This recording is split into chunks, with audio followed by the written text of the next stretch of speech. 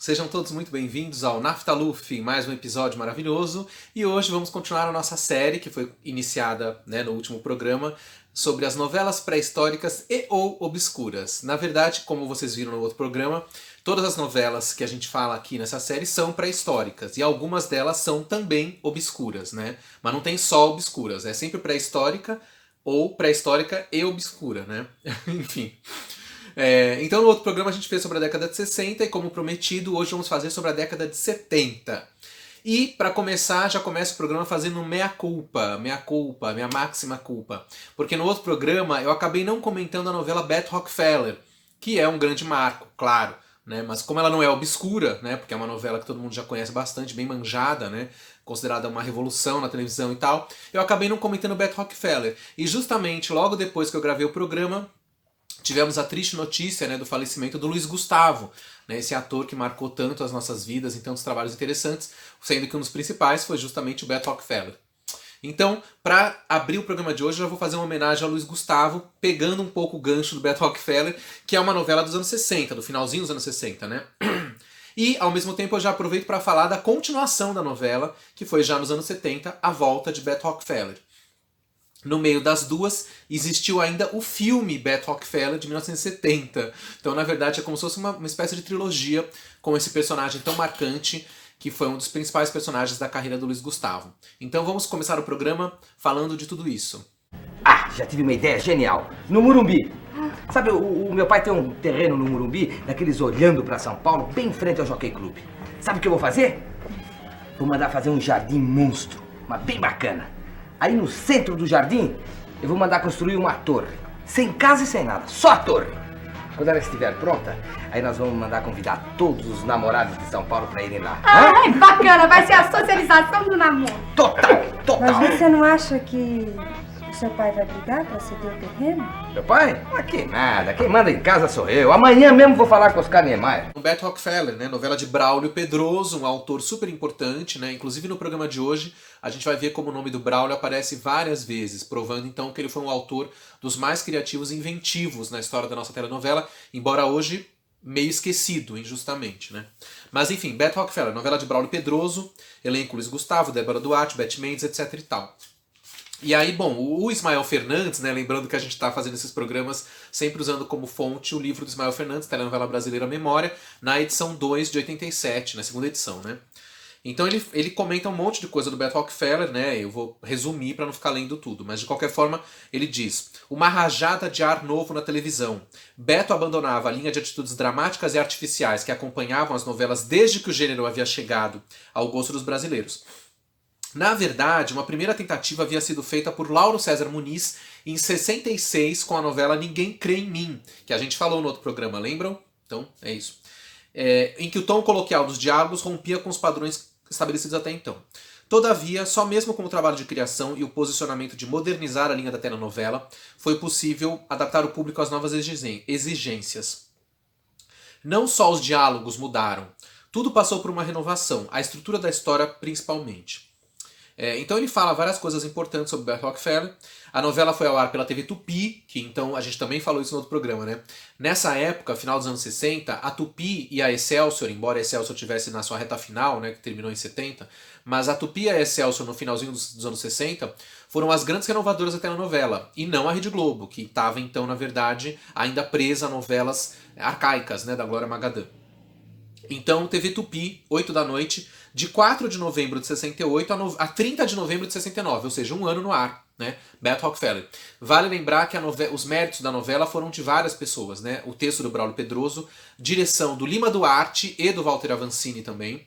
A concepção da novela era do Cassiano Gabus Mendes e o seu cunhado, Luiz Gustavo, o astro principal. Na verdade, a criação do personagem Beth Rockefeller foi uma parceria do Luiz Gustavo com o Cassiano. Eles se inspiraram numa pessoa real que eles viram numa boate de São Paulo, e a partir daquela pessoa que eles viram ali, que era uma espécie de penetra, um bicão, criaram o personagem Beth Rockefeller, que acabou sendo um dos maiores marcos da nossa televisão e da carreira do Luiz Gustavo. O sucesso foi tanto que justamente logo depois da novela, em 1970, foi feito um filme para cinema, Beth Rockefeller, também estrelado pelo Luiz Gustavo, que fez um sucesso relativo na época.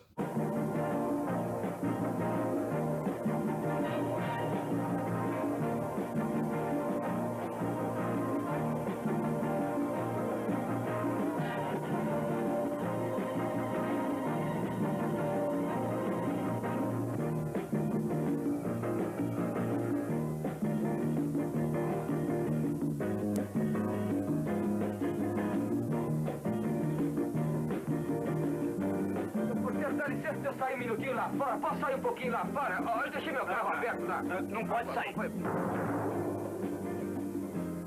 Obrigado, eu fico aqui dentro. E vale dizer que o filme tinha roteiro do próprio Braulio Pedroso e direção do Olivier Perroit, um diretor chiquérrimo, super cult hoje em dia, que fez alguns filmes interessantes, né, bem contraculturais, digamos assim, no Brasil dos anos 60, final dos anos 60 e começo dos anos 70.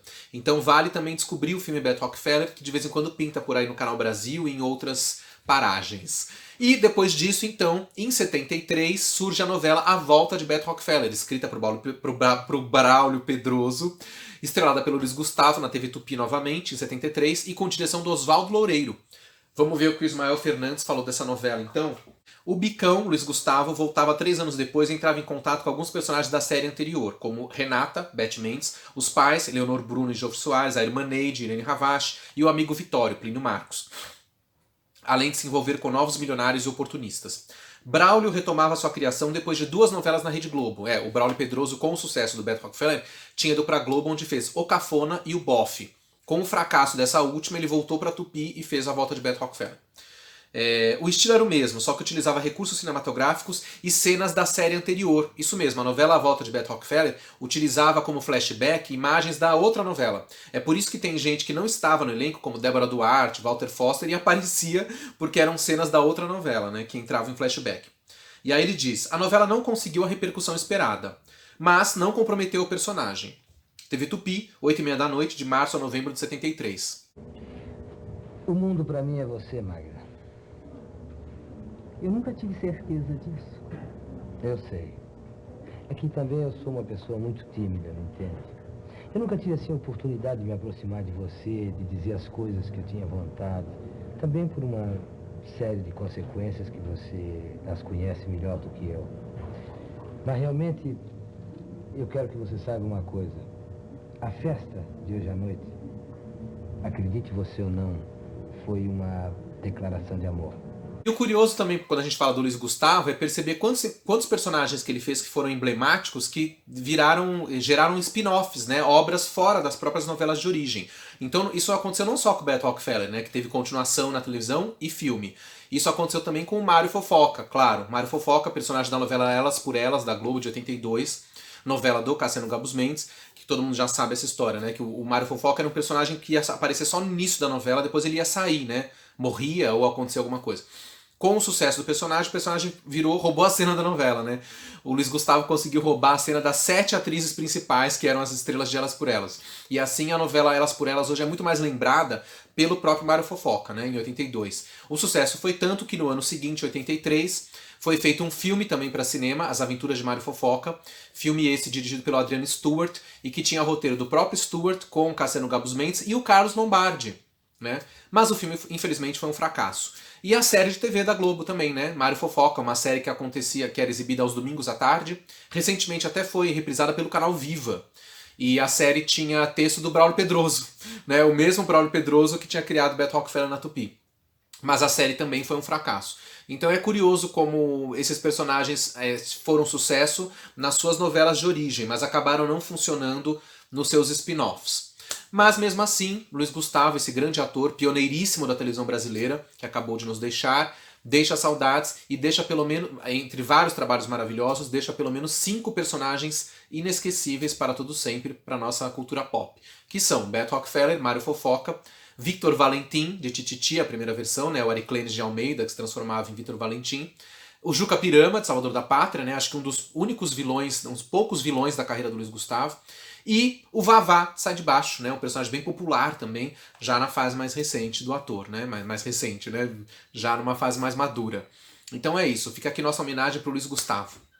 Bom, e agora, depois desse meia-culpa e dessa homenagem ao Beto Rockefeller e Luiz Gustavo, vamos entrar de vez no programa de hoje, anos 70, novelas históricas, pré-históricas e obscuras. E a primeira delas, Pimba, é do Braulio Pedroso também, Super Plá! Isso mesmo. Curiosamente, né, na época, aliás, isso é uma coisa que acontecia muito nos anos 60 e 70, depois foi caindo em desuso essa prática, as emissoras exploravam os seus autores, porque as pessoas escreviam uma novela e emendavam outra novela no mesmo horário. Ou seja, a novela terminava no sábado, o último capítulo, na segunda estreava uma outra novela do mesmo autor. a pessoa não parava, né? Era uma coisa meio bizarra. Então, dessa forma, Superplá, novela de Braulio Pedroso na TV Tupi, às 8 da noite, estreou em 1º de dezembro de 69, ou seja, na rabeira de Beto Rockefeller. O autor tinha acabado de um ano escrevendo Beto Rockefeller e engatou mais 6 meses escrevendo Superplá. E o que era Superplá? Elenco: Rodrigo Santiago, Beth Mendes, Marília Pêra, Hélio Souto, Irene Ravache, Jofre Soares, Walter Foster. Vocês viram que os atores também continuavam, né? Vários desses atores também tinham feito Beto Rockefeller, então as pessoas não saíam do ar, né? Era muito engraçado. Hoje em dia isso raramente acontece, né? De um ator ou atriz fazer uma novela e engatar a próxima novela do horário e continuar no ar, né? Muito raro acontecer. Enfim, qual era a trama de Superplá? A história de Plácido, Rodrigo Santiago, que quando criança era super inteligente, mas levou um tombo e toda a genialidade foi embora. Porém, adulto, trabalha num banco, e a genialidade só volta quando ele toma o refrigerante Superplá. Era ainda a história de amor entre Baby Stompanato, Hélio Souto, e Joana Martini, Marília Pêra, e também a de Majô Prado, Irene Ravache, uma milionária cheia de conflitos e com destaque na sociedade. A proposta era boa, uma mistura de cinema, teatro, TV e histórias em quadrinhos. Cada personagem baseava-se em figuras conhecidas. Joana Martini, personagem da Marília Pêra, por exemplo, tinha semelhança com John Crawford. O personagem de Jofre Soares era inspirado no Tio Patinhas. E Beth Mendes, fazendo uma cega que vendia flores, lembrava a florista de Luzes da Cidade, de Chaplin. Mas o resultado final não foi satisfatório. Terminou sem sucesso.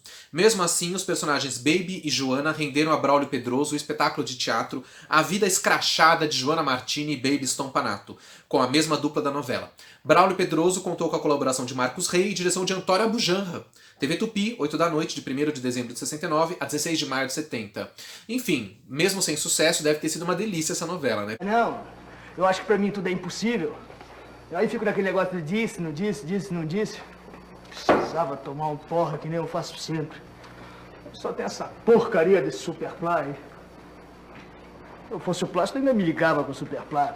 Imagina se ligar pro refrigerante.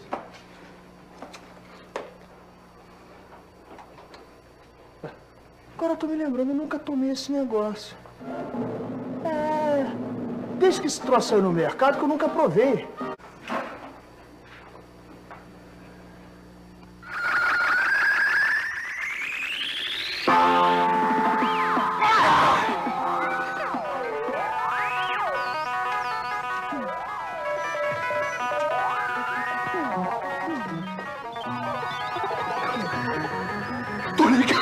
Bom, a próxima novela que a gente vai comentar também é da Tupi e também é uma espécie de derivado de Beto Rockefeller, né? Quer dizer, a gente percebe que naquele momento a TV Tupi, empolgada com o sucesso de Beto Rockefeller, quis fazer novelas, muitas outras novelas parecidas, na mesma linha de Beto Rockefeller, só que o sucesso não era o mesmo, né? Então essa daqui também foi assim. João Juca Júnior, novela de Silvan Paeso, com Plínio Marcos, que tinha feito Beto Rockefeller, Ziembinski, Débora Duarte, Joana Fon, Perry Salles, etc. As aventuras de João Juca Júnior, Plínio Marcos, um detetive mal-sucedido, envolvido com os moradores da pensão do Sr. Boris, Ziembinski. Com base no sucesso que Plínio Marcos havia feito em Beto Rockefeller, ele conseguiu essa protagonização. Foi lançada às 10 com todo o espírito modernista que a Tupi havia adquirido. O horário não funcionou e as aventuras do detetive passaram a ser apresentadas às 6h30, só que se valendo de um novo clima, o infanto juvenil. Apresentada de 8 de dezembro de 69 a 16 de maio de 70. Interessante, né? Então a gente vai ver que muitas novelas que a gente vai comentar nos anos 70 na TV Tupi, nesse começo de década, tentam resgatar, reeditar o sucesso de Beto Rockefeller. E quase nunca com sucesso, né? Enquanto isso, a TV Globo já tinha conseguido se modernizar. Depois de Véu de Noiva, que a gente comentou no outro programa, entrou em cena toda uma sequência de novelas mais modernas. A Globo abandona as velharias de Glória Magadã e passa a investir num ar renovador. E a primeira novela do horário das 10, do que ficou conhecido como a faixa das 10 na Rede Globo, que foi uma fase áurea, né, quase 10 anos durante a década de 70, com uma novela incrível atrás da outra no horário das 10, a primeira que inaugura esse horário é Verão Vermelho, de Dias Gomes. A separação do casal, Jardel Filho e Diniz Fati, provocada pela presença de Paulo Goulart. Era época de renovação na Rede Globo, e Dias Gomes despertou o horário das 22 apresentando esse drama com colocações atuais. Desquite, relacionamento entre pais e filhos e até problemas ligados à reforma agrária. Um sucesso, apresentada de 10 de janeiro a 17 de julho de 70. Verão Vermelho, até hoje uma novela muito cultuada.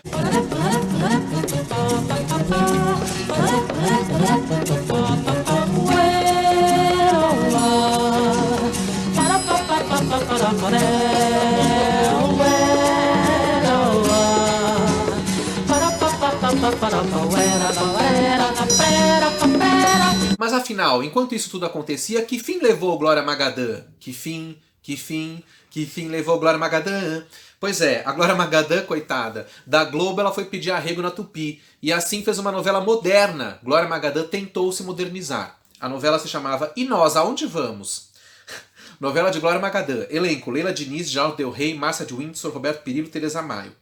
Glória Magadã, dispensada pela Rede Globo, era contratada pela TV Tupi.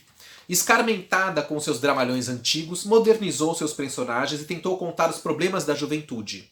Né? Aqui ele não fala, mas eu sei que a novela basicamente se apoiava no conflito entre uma mãe e uma filha. Personagens provavelmente de Márcia de Windsor e Leila Diniz.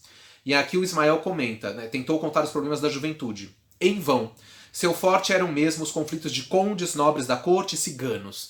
Portanto, E Nós, Aonde Vamos foi um fracasso. Última novela de Leila Diniz, né, que morreria 2 anos depois num acidente aéreo trágico. Né? Apresentada às 10 da noite, 16 de fevereiro, a meados de maio de 70. Pois é, depois dessa, a Glória Magadã se recolheu à reclusão, mas ela veio a falecer muito tempo depois, né, só em 2001, aos 81 anos.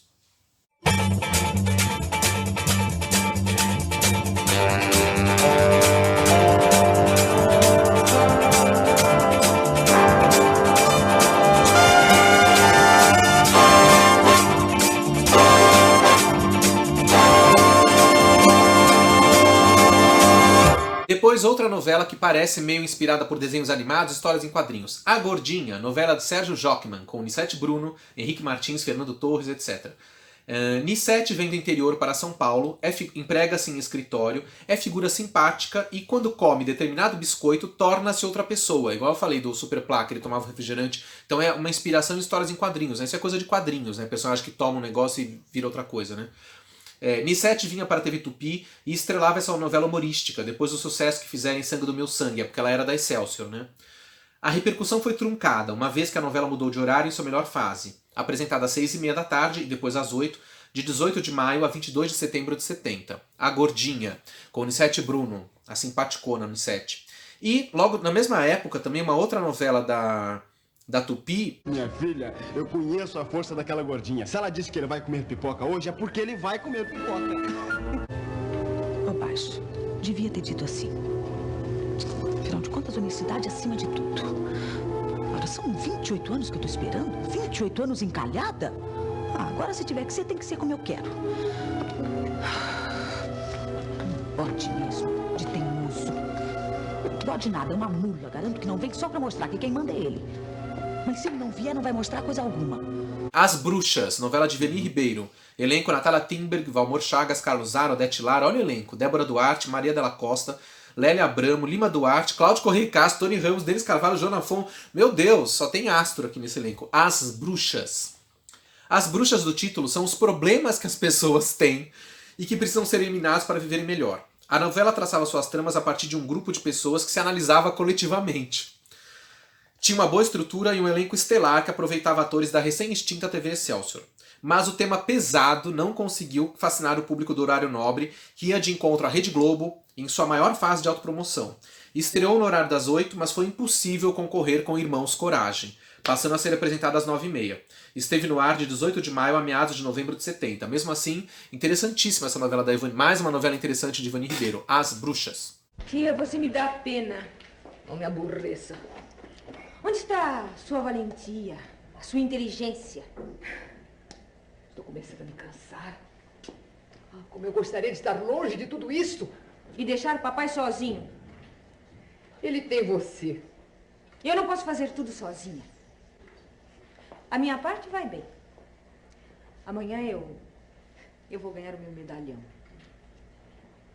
Que medalhão? Bom, aí continuando aquilo que eu falei sobre os autores emendarem novelas no horário, foi o que aconteceu com o Dias Gomes no horário das 10 na Globo. Depois de Verão Vermelho, ele engatou outra novela às 10 da noite, que foi Assim na Terra como no Céu, outro grande clássico da época, que também não sobrou nada pra gente ver.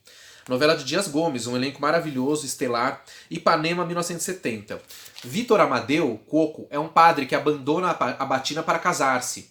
Era também a história de Renatão, Jardel Filho, um típico quarentão simpático. A estreia de Coco na Rede Globo. Renata Sorrah só apareceu nos primeiros capítulos, até a sua personagem, Nívia, ser assassinada. Descobrir quem matou Nívia ficou sendo um dos melhores suspenses da novela. Mas o público não gostou da saída de Renata, que continuava aparecendo em flashback. Dina Sfat, belíssima como Elô, assegurou seu lugar junto ao público cativo das telenovelas. E Jardel Filho, Paulo José como Samuca e Ari Fontoura como o efeminado costureiro Rodolfo Augusto deram um excelente toque de humor, às 10 da noite de julho de 70 a março de 71. Bom, essa novela é incrível, né? Além da trama, aqui o Ismael Fernandes dá uma resumida na história, mas no site Teledramaturgia do Nilson Xavier tem a trama da novela é contada com muito mais detalhes. É uma trama fantástica, praticamente uma novela policial, com várias questões ali. Parece muito com muitos filmes de drama policial que o cinema brasileiro produzia nessa época, 69, 70, 71, né? Interessantíssima novela, com uma grande trilha sonora, grandes atores, né? O mistério de quem matou Nívia, que foi um dos primeiros Quem Matou da Globo, né? E além disso, o pioneirismo de ser o primeiro personagem gay da história da novela brasileira, que é o Rodolfo Augusto, o costureiro interpretado por Ari Fontoura. Eu falei disso no programa que a gente fez recentemente sobre personagens LGBTs nas novelas brasileiras. Falei da trilha sonora dessa novela, mas vale destacar o tema de Renatão, que foi um grande clássico da época, um grande sucesso, que hoje é um grande clássico das novelas, né? Ele tem pinta de vilão, não parece não, mas é tido como um tipo quase quarentão, ainda solteirão, tipo de machão, tão simpático, me lembra muito bem meu pai. Fez do seu mundo fundo de um bar, sempre o mesmo bar, não viu que a vida foi casinha à toa, pode ser a mãe ou a sua irmã.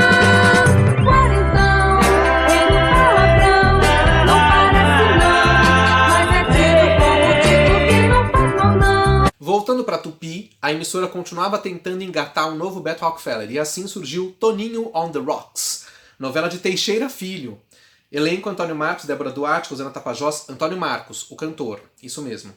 Toninho, Antônio Marcos, chega à cidade do interior pilotando uma moto. Está à procura de seu pai.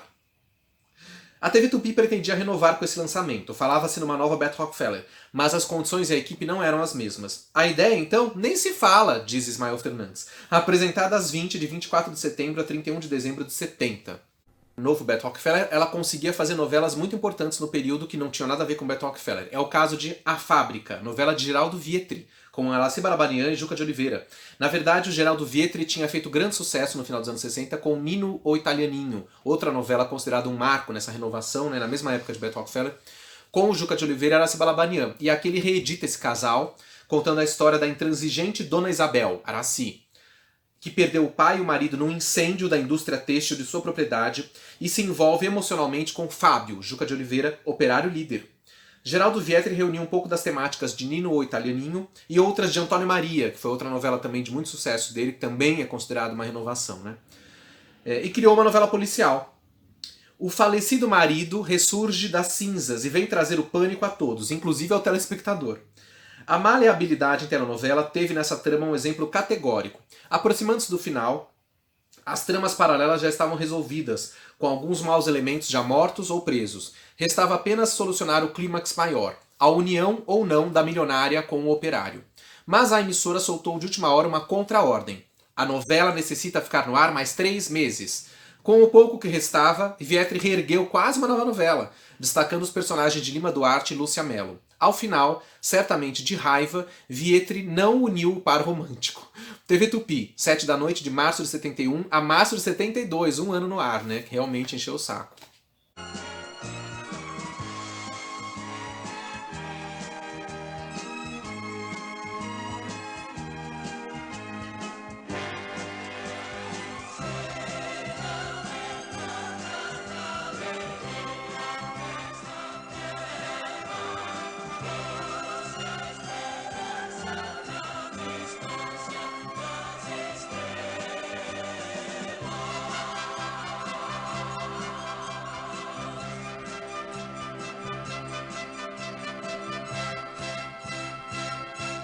A essa altura do campeonato, a Rede Globo, espertíssima, já estava tentando trazer para o seu rebanho os grandes talentos da Tupi. E assim, o autor Braulio Pedroso, que tinha feito grande sucesso com Beto Rockefeller e nem tanto sucesso com Superplá, foi arrebanhado pela emissora e lá escreveu O Cafona. O Cafona, uma novela clássica, tá aqui um disco legítimo da época, na íntegra, né? A trilha sonora da novela O Cafona. Vale lembrar que foi a primeira trilha sonora lançada pela Som Livre, né? Nesse momento, a Globo já tinha lançado a trilha sonora de Véu de Noiva, mas pela Philips. E então, em 71, né? 70, lança a Som Livre, né? Que é uma gravadora vinculada à Rede Globo naquele início, justamente com o objetivo de que a Som Livre lançasse as trilhas da casa. E o Cafona é a primeira delas, né? Maravilhosa essa trilha, incrível, fantástica. Ela foi lançada em CD também, em 2001, naquela coleção Campeão de Audiência, que tem 20 CDs iniciais, né? Curiosamente, hoje que a gente está fazendo esse programa, acaba de sair a notícia que a Globo não vai mais lançar trilhas sonoras de suas novelas. Não faz tanta diferença, porque já faz muito tempo que as trilhas sonoras de novelas da Globo não têm relevância, né? Mas nessa época tinha, então... Muito legal. O Cafona, uma novela do Braulio Pedroso, então, que foi pra Globo continuar o seu sucesso. E a novela O Cafona tinha bastante a ver com Bert Rockefeller também. Era uma sátira da alta sociedade da burguesia, etc e tal. Então, O Cafona. Vamos ver o que o Ismael Fernandes falou da trilha da sinopse da novela. Gilberto Ataíde, Francisco Cuoco, faz fortuna com uma vendinha de subúrbio que se transforma em cadeia de supermercado. Mas continua sendo o homem do povo que sempre foi, só que agora a granfinagem disputa sua amizade em função do seu dinheiro. Quer dizer, tinha muito a ver com esse mesmo universo do Bert Rockefeller. Do outro lado da história, as curiosas figuras de Rogério, Carlos Vereza, Cacá, Osmar Prado e Julinho, Marco Nanini, que eram 3 aspirantes a cineastas que queriam fazer um filme independente. O filme se chamaria Matou a Amante e Prevaricou com o Cadáver. Bom, esses personagens eram uma sátira óbvia, né, ao filme Matou a Família e Foi ao Cinema, que tinha sido dirigido pelo Júlio Bressani. E esses personagens, Rogério era uma sátira ao Rogério Sganzerla, diretor do Bandido da Luz Vermelha, Cacá era uma sátira ao Cacá Diegues, e Julinho ao próprio Júlio Bressani, diretor do Matou a Família. Era uma homenagem e deboche carinhoso, né, do Braulio Pedroso a esses cineastas, a esses então jovens cineastas que existiam no cinema nacional daquele momento. Então tem várias coisas interessantes. Shirley Sexy, Marília Pera, a personagem que é secretária do personagem principal, né, e que a música da personagem, a música tema Shirley Sexy, foi cantada para a trilha pela própria Marília Pera, né, uma das grandes faixas do disco, inclusive. Braulio eliminou nessa novela as inventivas que o tornaram o autor mais comentado do gênero. O clímax maior, quando o protagonista, num jantar de milionários, toma a lavanda.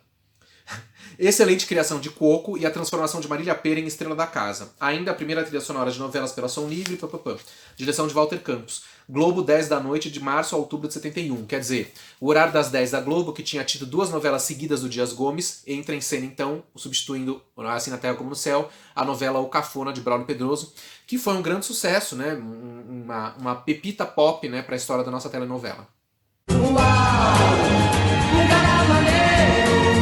Ganhando dinheiro, uau, mudou sua gente, da manhã ao gerente, subiu de valor. Próxima novela, Editora Maio, Bom Dia. Isso mesmo, Editora Maio, Bom Dia, novela de Walter Negrão, com Luiz Gustavo, Débora Duarte, etc e tal.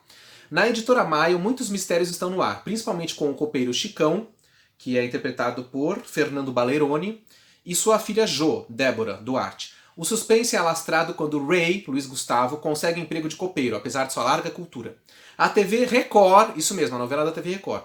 A TV Record fazia um investimento tentacular. Trazia Walter Negrão da Globo e reunia a dupla de Bert Rockefeller, Luiz Gustavo e Débora Duarte.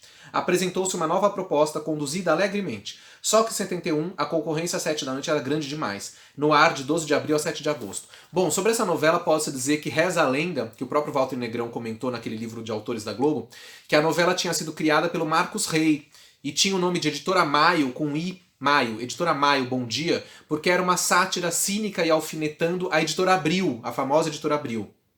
Acho que o Marcos Rey queria cutucar a Editora Abril, então criou a Editora Maio.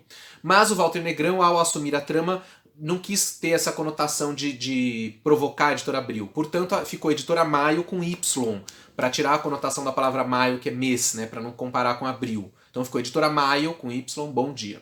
Bom, enfim, essa novela não foi sucesso, mas tudo bem. Agora uma novela tétrica, Hospital. Novela de Benjamin Catan, o ator. Elenco: Altair Lima, Glauci Rocha, Maria Isabel de Lisandra, Richelli, Estênio Garcia, etc. O cotidiano dentro de um hospital. As tramas giravam ao redor de pacientes, funcionários, médicos e enfermeiros. Bom, é praticamente um precursor da atual série Sob Pressão da Rede Globo, né? Mas, como o Ismael Fernandes comenta aqui, contam que a grande audiência era de pessoas hipocondríacas, que escreviam a emissora relatando fatos e sugerindo outros. O grande público, entretanto, não queria à noite se sentir hospitalizado.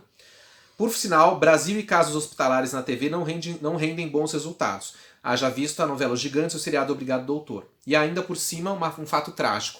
A atriz Glauce Rocha morreu no decorrer da novela.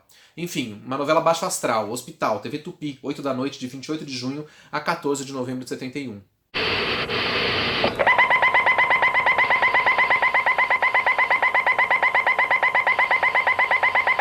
A TV Record apostava em adaptações literárias. Então temos O Príncipe e o Mendigo, novela de Marcos Rey, adaptada do romance de Mark Twain. Elenco Cadu Moliterno, Nadia Lippe, etc e tal. Na corte de Henrique VIII, Manuel da Nóbrega, o seu herdeiro Eduardo, Cadu Moliterno, troca de identidade com o garoto mendigo, novamente Cadu, um perfeito sósia. As aventuras e confusões irão conduzir a história. A adaptação graciosa e bem conduzida, Cadu valorizou a novela com sua dupla interpretação. Seu porte físico foi um elemento importante na integração ator-personagem. TV Record, 6h30 da tarde, de 4 de janeiro a abril de 72. Quer dizer, até pelo horário e pelo tema, percebe-se que era uma novela dedicada a um público, digamos, juvenil, né? E agora com vocês, Bellamy. É assim que aparecem as chamadas dessa novela. Tem algumas chamadas na internet. Bellamy. Bellamy, novela de Odi Fraga, com Adriano Reis, Márcia Maria, João Nafon, etc. A história de Bellamy, Adriano Reis, o pobretão que vai dominar a sociedade, o mundo dos negócios e atingir grande prestígio. A promoção falava que qualquer semelhança com Ibrahim Sued, o famoso colunista social na época, né, era mera coincidência. Maísa, a Maísa cantora, atuava na novela. Maísa não foi até o final da novela, nem o público. TV Tupi, 8 da noite, de junho a novembro de 72.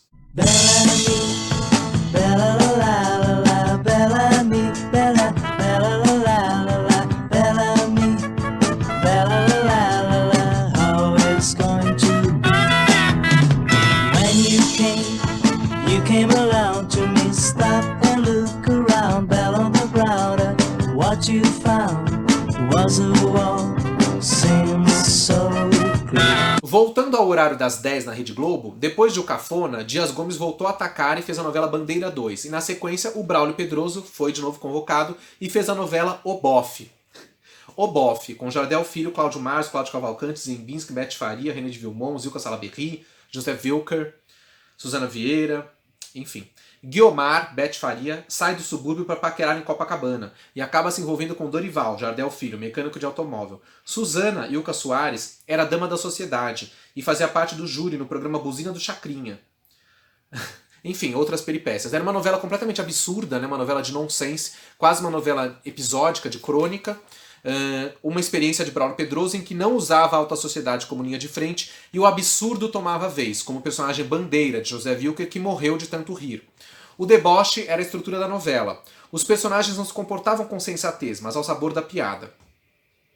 Ziembinski fez o único personagem travestido da história da telenovela, a velha Stanislava, que se embebedava de xarope e sonhava com um príncipe trapezista, Jardel Filho novamente. Porém, a experiência não foi bem sucedida e o autor foi afastado. Lauro César Muniz fazia então sua estreia na Globo, dando continuidade à história absurda, mas impregnando uma lógica encomendada. Apresentada às 10 de julho de 72 a janeiro de 73. Foi o que eu falei agora há pouco no começo, né? Com o fracasso de O Bofe, o Braulio Pedroso voltou para Tupi, onde foi escrever A Volta de Beto Rockefeller.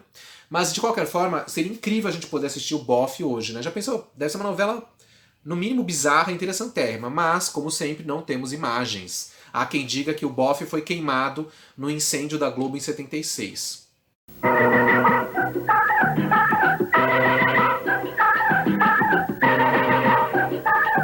Todo mundo quer conquistar algo melhor na vida. Até mesmo o Bofe. Deve ter morrido uns 2 aqui. Pelo menos uns 2. Aí o Sérgio Marreta procura a viúva, compra esse ferro velho e nós transformamos um carro novo que nunca bateu. O Bofe. O homem disponível. A mulher a perigo. Por exemplo, aí, aquela ali. Ali, rapaz, aquela ali, rapaz. Eu nunca vi nada igual. Que corpo! Vai lá, meu irmão. O BOP, uma sátira de Braulio Pedroso ao nosso meio ambiente, contra a poluição social. O BOP, 12 músicas inéditas de Roberto Carlos e Erasmo. Estreia segunda quinzena de julho, 10 horas da noite, pela Rede Globo. Mas se a Record fazia novelas infanto-juvenis como O Príncipe e o Mendigo, a Globo também resolveu apostar no gênero, e assim nasceu A Patota, novela de Maria Clara Machado, né, a grande dramaturga infanto-juvenil, professora de teatro, né, criadora do teatro tablado, né, enfim, uma figura lendária. A Maria Clara Machado escreveu A Patota, uma novela infantil, né, para a Globo. O sonho da Patota eram várias crianças, Rosana Garcia, Fábio Máximo, enfim, outras crianças que não fizeram sucesso depois. Um grupo de crianças que moram na mesma vila, que mistura pobres e ricos, é fazer uma viagem à África. A professora Débora Duarte e seu namorado Jorge Mário Gomes são os principais incentivadores para a conquista do sonho. Rede Globo, 6 da tarde, de novembro de 72 a abril de 73. Outra figura feminina marcante no teatro brasileiro também se arriscou escrevendo novela. Dessa vez não é Maria Clara Machado, e sim Leilá Assunção. Leilá Assunção escreveu a novela Venha Ver o Sol Nascer na Estrada, com Márcia de Windsor, Jara Arco e Flecha, Jara Freire, Jacques Lagoa, Carmen Silva, entre outros. Única incursão da teatróloga Leilá Assunção no mundo da telenovela. Não conseguiu o sucesso que seus textos costumam fazer no palco. No entanto, verificou-se um fenômeno. A novela tinha alguns adeptos inveterados, muitos dos quais habitualmente não acostumados com o gênero de novela. Deviam ser pessoas que acompanhavam o trabalho da Leilá no teatro, né? Essa grande dramaturga. TV Record, 7h45 da noite, de 2 de abril a 27 de julho de 73. Vale lembrar que recentemente saiu uma autobiografia da Leilá Assunção, que deve ser fantástica, estou louco para ler. Agora vem As Divinas e Maravilhosas, assim dizia também a narração da TV Tupi. As Divinas e Maravilhosas, oferecimento, papapá. Enfim, Divinas e Maravilhosas, novela de Vicente Cesso, com Natália Timberg, Nissete Bruno, Beth Mendes e grande elenco. Uma herança modifica a vida de 3 mulheres, cada qual numa faixa etária. Uma jovem, Carolina, Beth Mendes. Uma mulher de meia idade, Helena, Nissete Bruno. E uma velhinha, Aide, Natália Timberg, com pesada maquiagem. Uma novela com altos e baixos e, na procura do sucesso, muitas modificações em seu roteiro. Quando fluía normalmente, o personagem de Beth Mendes desapareceu da trama porque a atriz sofreu um acidente, né, um famoso acidente de carro, né, que foi grave na época. Mas Nissete, John Herbert, Aparecida Baxter, Yolanda Cardoso e Natália Timber compensaram os deslizes da história. Teve Tupi, 7 da noite, de novembro de 73 a julho de 74. Que bateu no meu BMW 3.0 CSI, isso que eu quero saber. Estúpido! Seu barbeiro! Mas não sabe estacionar seu carro! Inocentes, né, novela da TV Tupi com Clay Diáconis. Já falei dessa novela quando a gente fez o programa sobre as divas, né, homenageando a Clay Diáconis. Os Inocentes, novela de Ivani Ribeiro. Temos Juliana, Clay Diáconis, que volta rica e poderosa a Roseiral, de onde saiu quando criança. Sua meta é sacrificar os culpados pela morte de sua mãe, Karin Rodrigues. Karin Rodrigues? É a Karin Rodrigues, né, gente? É. O padre João, Cláudio Correia Castro, descobre as intenções vingativas e tenta preparar a população, que cada vez mais se rende aos encantos e à generosidade da nova moradora. O ponto de partida foi a peça A Visita da Vera Senhora, peça de Durkheim Mat, que depois, claro, como sabemos, gerou várias outras novelas semelhantes, como Fera Radical, a própria Tieta, embora a Tieta venha também do livro de Jorge Amado, né? Fera Ferida, enfim, tem um monte, né? TV Tupi, de 5 de fevereiro a 7 de setembro de 74.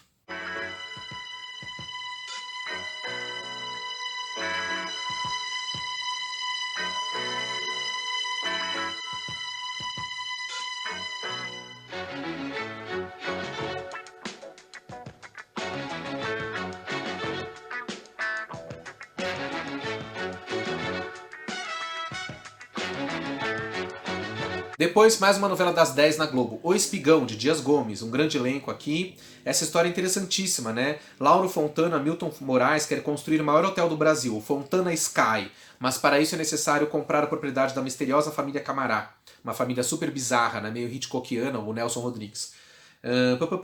Enfim, tem várias histórias. Outro grande momento para o horário das 10 da Rede Globo. O primeiro capítulo mostrou um enorme engarrafamento de trânsito, onde alguns personagens se conheceram, criando os trechos necessários para os capítulos que se seguiram. Quer dizer, só esse primeiro capítulo é genial, né? Imagina onde já se viu um primeiro capítulo de novela onde o autor coloca os personagens no engarrafamento para fazer os cruzamentos das tramas. É no mínimo original, né, esse ponto de partida. E assim vai. O Espigão, uma novela das 10, né, apresentada de 3 de abril a novembro de 74. Uma novela marcante do Dias Gomes, que já discutia temas hoje muito atuais, como ecologia, especulação imobiliária e futurismo, né? Porque o Lauro Fontana era um futurista, né? Que vivia em função da tecnologia. Enfim, O Espigão. Diabo de trânsito.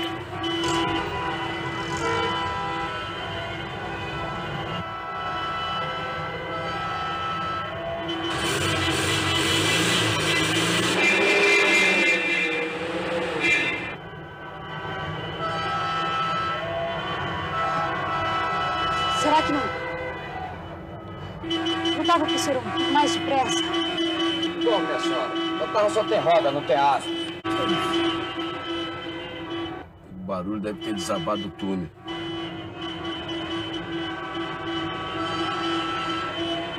E vamos voltar para a TV Tupi. A TV Tupi continuava tentando fazer uma nova Beto Rockefeller, e assim surgiu O Sheik de Ipanema, novela de Sérgio Jockman, com Luiz Gustavo, Nadia Lippe, Laerte Morrone, Teresa Sodré, etc.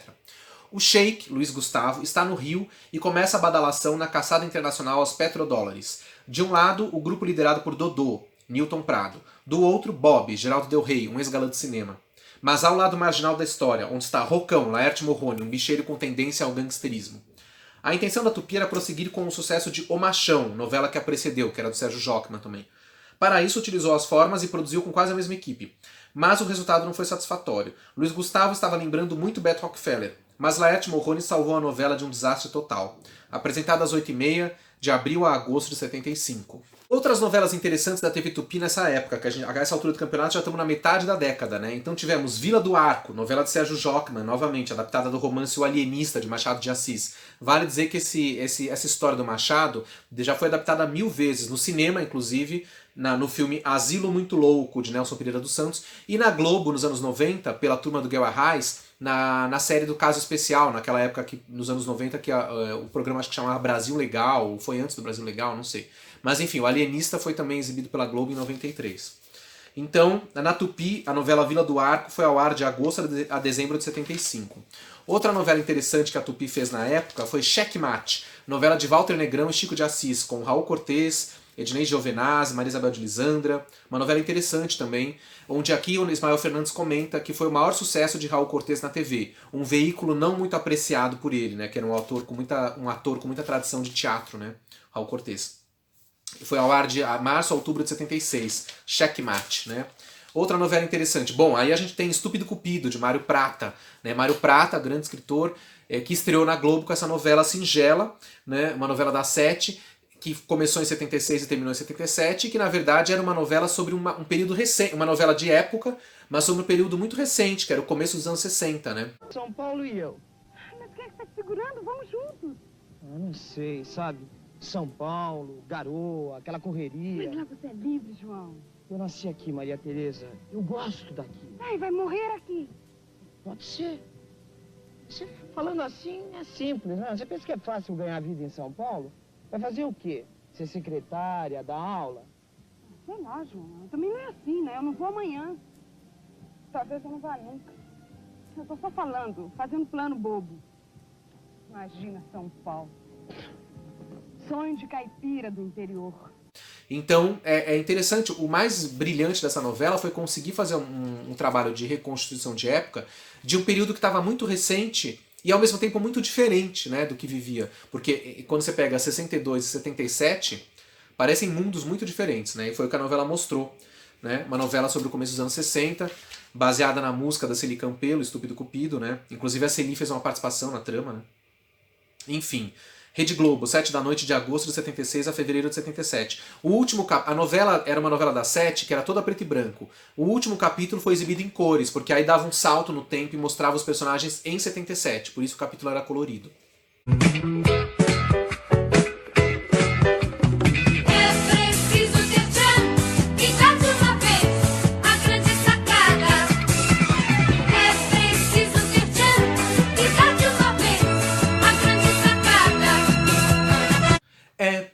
preciso ter tchan. E dá de uma vez a grande sacada. Essa é uma das melhores temas de abertura de todos os tempos. Tchan, a grande sacada. Pena que a novela foi um fracasso, mas o tema de abertura é brilhante, né?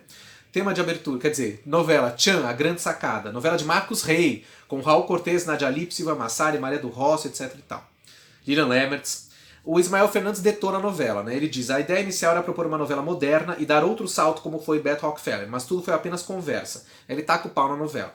Nem a entrada para o elenco de Lilian Lemmertz conseguiu salvar essa nova proposta. Tupi, 7 da noite, de novembro de 76 a junho de 77.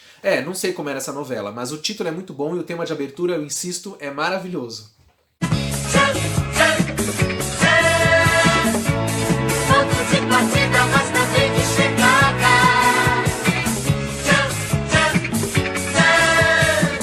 Condição de pensar e tirar tudo do nada. Nada, nada, nada. É preciso ter fé e dar de uma vez a grande sacada. É preciso ter fé e dar de uma vez a grande sacada. Outro tema de abertura fantástico e inesquecível, Duas Vidas. A novela, o tema de abertura era a música Deixa, só que num arranjo completamente diferente, né?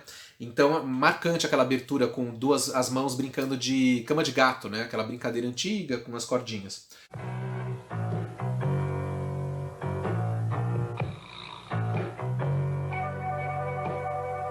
Novela de Janete Claire, com Francisco Cuoco, Beth Faria, Suzana Vieira, etc e tal. A desapropriação de uma rua no bairro do Catete, no Rio de Janeiro, para a construção do metrô, separa vidas há muitos anos entrelaçadas. Entre elas o Dr. Vitor Amadeu Cuoco e a moça classe média Leda Maria, além do aspirante a cantor Dino César, Mário Gomes. Ah, Vitor Amadeu é o Cuoco? Ah, então eu errei. Quando eu falei de Assim na Terra como no Céu, o padre que ele fez não chamava Vitor Amadeu, era só Vitor, então. Vitor Amadeu é esse aqui, tá bom? Então é isso. Desculpe Cuoco, mas é que são tantos personagens, são tantas novelas, né? Enfim, você entende.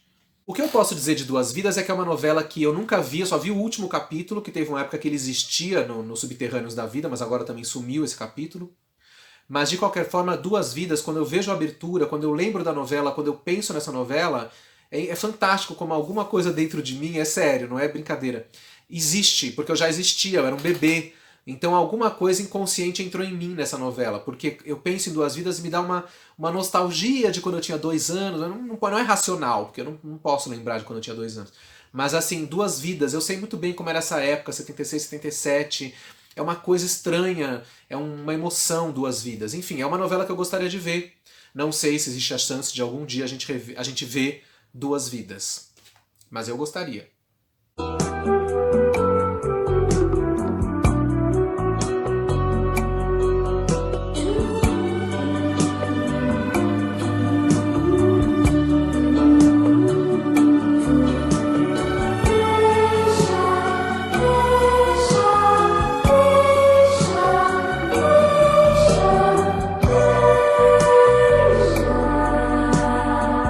Outra novela modernérrima, essa dá pra ver alguns pedaços e capítulos na internet, mas a novela até hoje é moderna e eu acho ousada, muito interessante.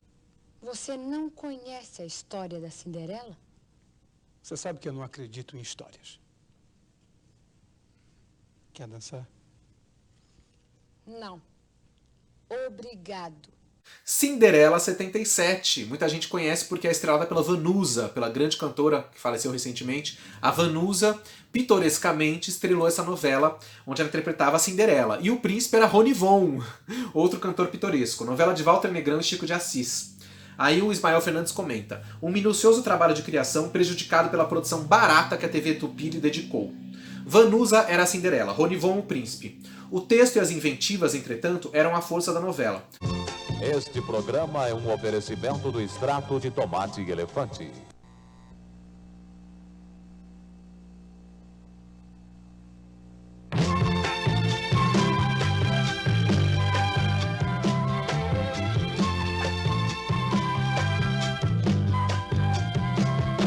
Estamos hoje na floresta, fadas não existem mais. Semelhança ainda resta, as dispensas tão iguais. O passado é um presente, disfarçado em tempo antigo. Deixe que eu encontre o riso neste teu sorriso que me faz sonhar.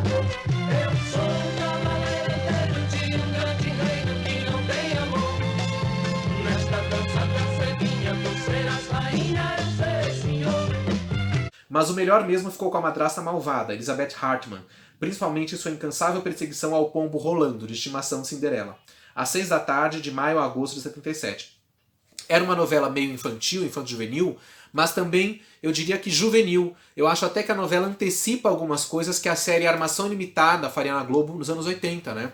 Tem uma turma jovem, liderada pelos motoqueiros rebeldes, interpretados pelo Ney Santana e o Ricardo Petraglia. Pai, eu creio que nós podemos continuar a festa, né? Já que não tem nenhuma moça inscrita. Eu sei que isso é meio desconcertante, mas quem sabe, talvez apareça assim de última hora uma moça que queira se inscrever. Não é, Cinderela? Não, não é verdade. Eu estou pedindo. Eu não quero mais saber de histórias. Eu quero ser eu mesma. Um elenco incrível, João Acaiabe, muita gente de teatro. Enfim, Cinderela 77 também seria muito legal a gente ver inteira.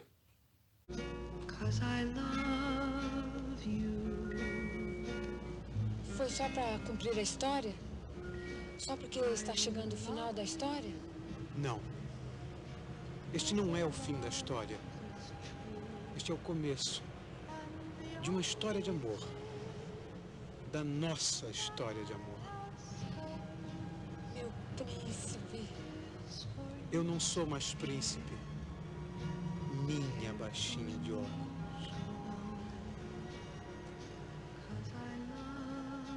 Bom, depois do sucesso de Estúpido Cupido, Mário Prata, na novela das 7, depois de Estúpido Cupido, entrou no ar Locomotivas, do Cassiano Gabus Mendes. E depois o Mário Prata voltou ao horário com Sem Lenço, Sem Documento, que não foi sucesso. No entanto, é uma história interessantíssima, né? Uma novela sobre 4 empregadas domésticas que vêm do Nordeste para o Rio de Janeiro para tentar a vida na capital carioca.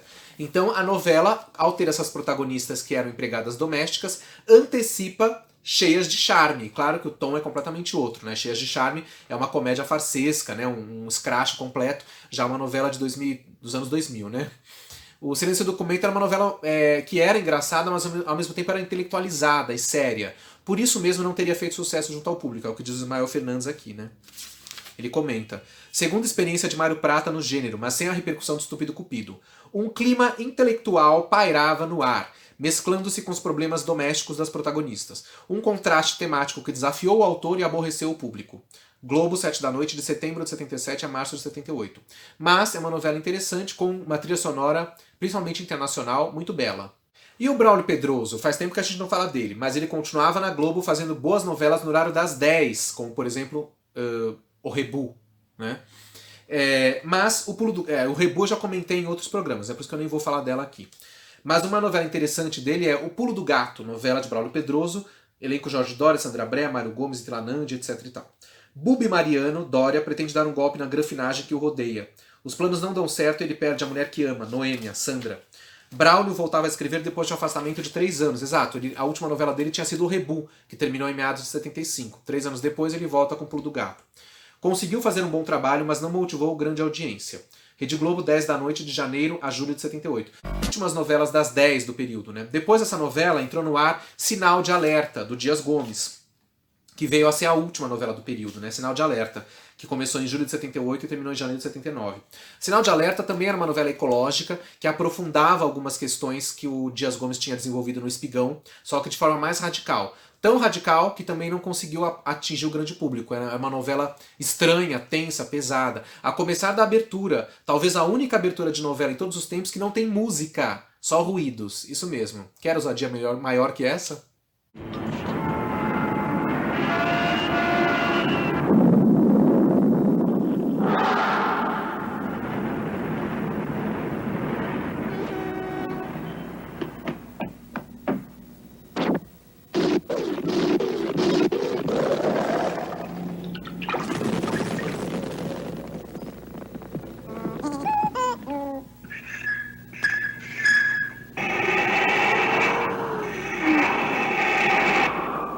O Ismael Fernandes comenta que Sinal de Alerta talvez também não tenha dado certo porque pecou ao escolher o Rio de Janeiro para contar uma história que tinha a ver com poluição nos grandes centros urbanos, né, que deveria ter escolhido, por exemplo, São Paulo, ou como ele fala aqui, o ABC paulista, né, onde as fábricas da trama, né, a fábrica principal, a Fertilite, que poluía o meio ambiente, ficaria mais verossímil na cidade de São Paulo ou nos arredores, né, Santo André, São Bernardo, São Caetano.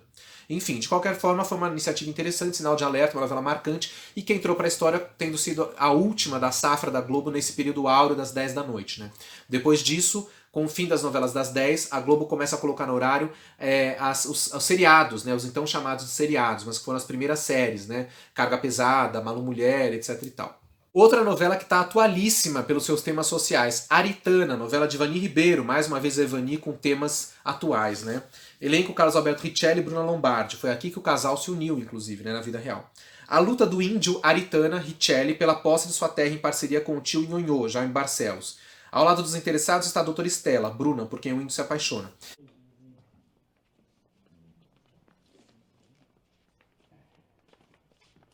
Esse é o senhor Lalau Seabra, é dono do nosso magnífico hotel. Prazer. Esta aqui é a doutora Estela, que você já conhece. Catuco, meu. Estela, estamos lá fora. Quer dizer, um tema totalmente atual, né? Como a gente está vendo agora na questão da comunidade indígena reivindicando as suas terras no Brasil. Enfim, né? Mais uma chaga na nossa história, na nossa política. Essa questão da injustiça contra os índios. Então a novela Aritana defendia isso, né? Os direitos dos indígenas. Inclusive está aqui, né? A diferença social entre o indígena e a sociedade civilizada era o centro das atenções da novela. Em nenhum momento Ivani deixou de reivindicar os direitos dos índios brasileiros. Isso falou... Deixou tudo pra você. Ah, sim, não, ele falou por alto, eu estou sabendo de alguma coisa. Mas olha, Aritana, vocês não vão ser desalojados, absolutamente. O governo vai tratar de arranjar um lugar bom para vocês, uma terra nova. Não. Ele quer levar a Camaurá pra minha terra. Por isso não vende terra. Tem terra, eu tenho terra. Agora o governo tirou terra de Camaurá, vai tudo pra minha terra. TV Tupi, 8 da noite, de novembro de 78 a abril de 79. Enfim, uma novela também que poderia, se fosse reprisada hoje, ou talvez refeita, né, teria muito a dizer sobre o momento atual do Brasil.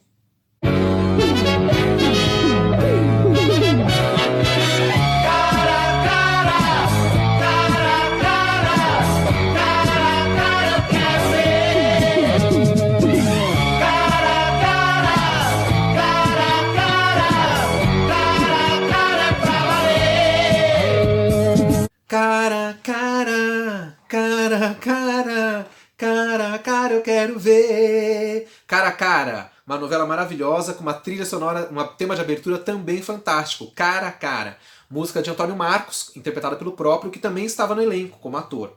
Novela de Vicente Cesso, com Fernanda Montenegro, Davi Cardoso, Débora Duarte, Luiz Gustavo, Rolando Boldrin, Irene Ravache, enfim, um elenco estelar.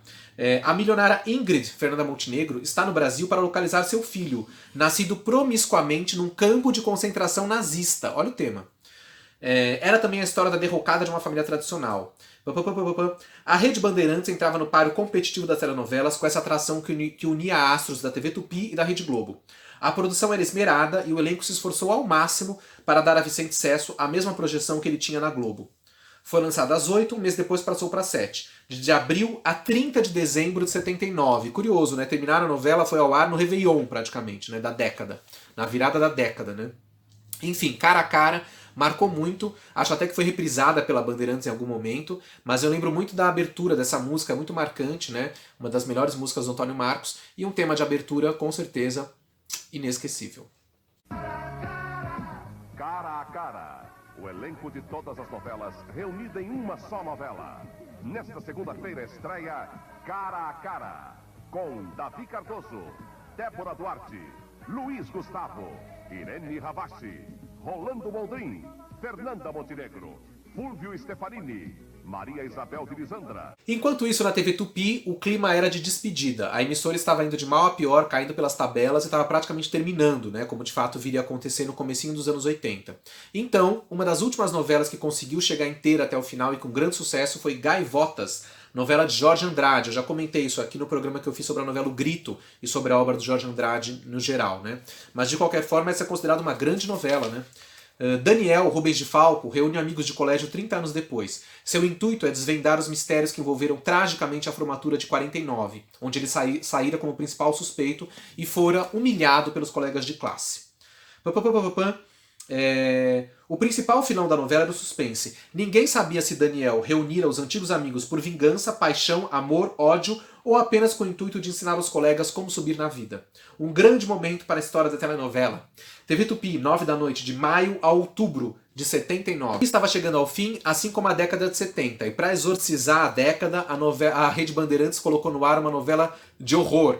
O Todo-Poderoso, novela de Clóvis Levi e José Saviotti Filho. Elenco Eduardo Tornag, Jorge Doria, Selma Grey, etc. Vejam essa sinopse. No hospital do Dr. Cristiano, Jorge Doria, um turbilhão de amor e forças do além tomam posse de seus funcionários. O maior clímax é o choque entre Cristiano e sua ética profissional com o curandeiro popular Emanuel, Eduardo Tornag, um paranormal. Mais uma tentativa da Bandeirantes de entrar no campo competitivo da telenovela. A emissora utilizou um tema de impacto, a paranormalidade. Entretanto, a história ficou indefinida até a chegada dos novos autores, Carlos Lombardi e Neymar Contes, a partir do capítulo 100, quando se criou inconfundivelmente uma telenovela de horror, com possessão de diabo e tudo mais. O público se encarregou do exorcismo, de novembro de 79 a julho de 80. Mas deve ser no mínimo bizarra e trash essa novela, né? Será que a Bandeirantes ainda tem o Todo-Poderoso? Bandeirantes, cria um Band Play e coloca essa novela no ar.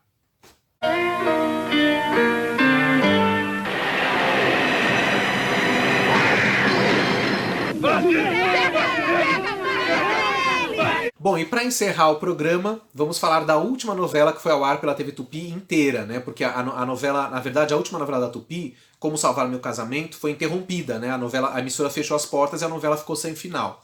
Mas a última novela da Tupi que chegou até o fim foi Dinheiro Vivo. Money makes the world go round. Mas não era essa música, claro.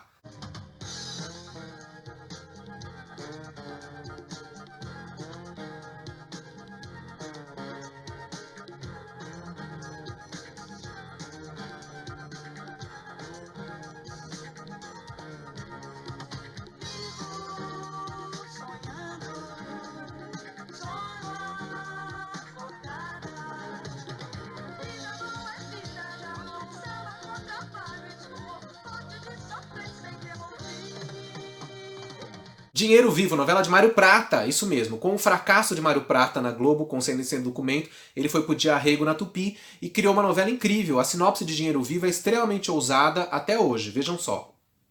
Douglas Fabiani, Luiz Armando Queiroz, é um apresentador de TV com um programa de perguntas e respostas que valem milhões. Tipo esse programa atual que tem aí na Globo, com um apresentador famoso que era aos sábados, passa para domingo, etc e tal, né? Mas enfim, mas o do Dinheiro Vivo é mais engraçado, mais interessante. Então, programa que vale milhões. Em seu programa surge Zé Márcio, Enio Gonçalves, para responder sobre o Papa João XXIII. Mas Flávia, Márcia Maria, reconhece no candidato seu ex-namorado Guto, dado como morto quando fugia de uma caçada a estudantes em 69. Mário Prata desenvolveu um laboratório de ideias e criação recusado pela TV Globo. Infelizmente, na TV Tupi, em fase de falência, tais ideias não encontraram repercussão. O tema central, na verdade, era polêmico para a época. A história de Zé Márcio expunha à sociedade os problemas nacionais dos anos de arbítrio com o país, ainda em plena ditadura.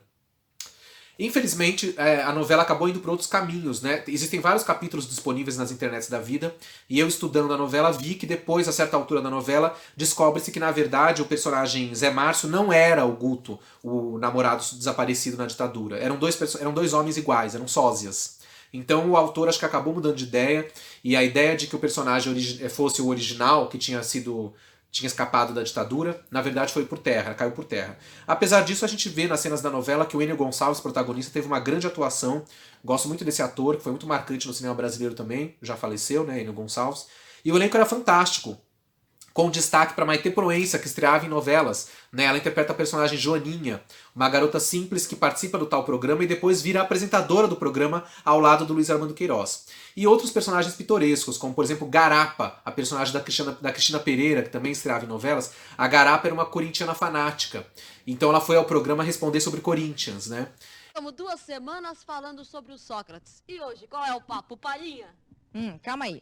Olha, a Garapa hoje responde perguntas sobre o Corinthians no valor de 900 mil cruzeiros. Se quiser desistir, recebe aqui e agora um cheque de 300 mil cruzeiros. Isso não te anima, Garapa? Se eu acertar, no próximo programa eu concorro a 1 milhão, certo? Exatamente. Então eu vou chegar nesse 1 milhão daí, tá? Quem estiver duvidando, fica ligado aqui na TV Tupi que vai ter oportunidade de ver. Pode perguntar à vontade. Então vamos lá. Primeira pergunta é sua, Joaninha. Exatamente. Vamos falar hoje de um dia inesquecível para a torcida fiel. O dia da conquista do título paulista de 1954. Ah, que maravilha, O título viu? do campeão do centenário. Que maravilha que você me falou agora. Aquilo aqui era campeonato. E o Sérgio Manberti, grande ator que nos deixou há pouco, que interpretava o hilário Dr. Pacheco, e é o programa para responder sobre Marilyn Monroe. Ele era fanático pela Marilyn Monroe e foi ao programa para responder sobre a Marilyn. Então tem cenas hilárias que a gente vê por aí, da Garapa respondendo sobre Corinthians e do Dr. Pacheco respondendo sobre Marilyn Monroe. É fantástico, né? Existem algumas cenas de dinheiro vivo disponíveis, então corra antes que essas cenas desapareçam, né? E é isso aí. Aliás, o Dr. Pacheco, vale dizer também que a trilha da novela usou como tema do Dr. Pacheco a música Doutor Pacheco, do Raul Seixas, né? Que na verdade é uma música antiga do Raul, que tinha sido lançada em 1970 no disco coletivo Sessão das 10, que o Raul Seixas gravou com o Sérgio Sampaio, Edi Starr e Miriam Batucada. Então, em 78, como tema do Dr. Pacheco, essa música foi usada na novela, né? Uma coisa completamente doida. Mas, enfim, aproveitamos para homenagear o Sérgio Manberti com esse personagem do Dr. Pacheco. Aliás, interessante, a gente começou o programa de hoje homenageando o Luiz Gustavo, que nos deixou há pouco, e terminamos homenageando o Sérgio Manberti, que também nos deixou há pouco. Grandes atores, né? Grandes ícones da nossa teledramaturgia, que já deixam saudades. Mas se é uma pergunta só, então deve ser muito difícil. Vocês não iam dar uma colher assim, de uma hora para outra, não é? Realmente não é das mais fáceis não, Dr. Pacheco. É, uma pergunta com 30 respostas. 30 respostas. A produção de 3 milhões de cruzeiros quer saber o nome de todos os atores principais de todos os filmes de Marilyn Monroe. Pelo amor de Deus, todos os atores principais e todos os... Mas segundo o biógrafo principal da Marilyn, são 30 filmes. Exatamente, nós queremos o nome de todos os filmes e o ator principal desses filmes. Pelo amor de Deus, vocês estão querendo me apertar, hein, minha santa? Olha aqui, ô Douglas, em todo caso, como quem está na chuva é para se molhar, eu vou tentar responder. Eu sei esses filmes, eu tenho certeza que eu sei. Por fim, sobre Dinheiro Vivo, eu diria também que é uma trilha sonora muito interessante, né? A abertura é maravilhosa, com uma música incrível também. Engraçado que essas novelas meio obscuras, que às vezes nem foram sucessos, mas os temas de abertura, pra mim, são fantásticos, né? Eu citei, por exemplo, Tchan, A Grande Sacada, Cara a Cara, agora Dinheiro Vivo, né? Temas de abertura muito marcantes, embora as novelas hoje estejam esquecidas, né? Infelizmente. Mas é por isso que estamos aqui, para lembrar dessas novelas. Portanto, liguem-se. Bom, faltou falar que Dinheiro Vivo foi apresentado às 7 da noite na Tupi, de 6 de agosto de 79 a 21 de janeiro de 80. Porque na verdade, um pouco antes, a Tupi tinha estreado a novela Como Salvar Meu Casamento, de Edi Lima, Neymar Contes e Carlos Lombardi, com Nissete Bruno, Adriano Reis. A novela foi às 8 da noite, estreou em 26 de junho de 79. E o Dinheiro Vivo foi um pouco depois, estreou em agosto. Só que Dinheiro Vivo conseguiu terminar antes, terminou em 21 de janeiro de 80, por isso que ela foi até o final. Já Como Salvar Meu Casamento foi até fevereiro de 80 e foi interrompida, como eu falei, porque a Tupi fechou suas portas, completamente falida. Então a novela ficou sem final. Então com isso a gente encerra o programa de hoje, com o fim da Tupi, né? O fechamento da Tupi no comecinho de 1980 é o fechamento de uma era, né? Afinal de contas a TV Tupi foi a primeira emissora do Brasil, né? Inaugurada em 1950. Durou 30 anos e morreu. Então, com isso, emblematicamente, a gente fecha o nosso programa sobre os anos 70 e no próximo, aguarde que vamos falar, é claro, sobre novelas pré-históricas e ou obscuras da década de 80. Até lá! Doutor Pacheco vai doutorar! Viva Sérgio Manberti, viva Luiz Gustavo, viva Raul Seixas e viva Doutor Pacheco!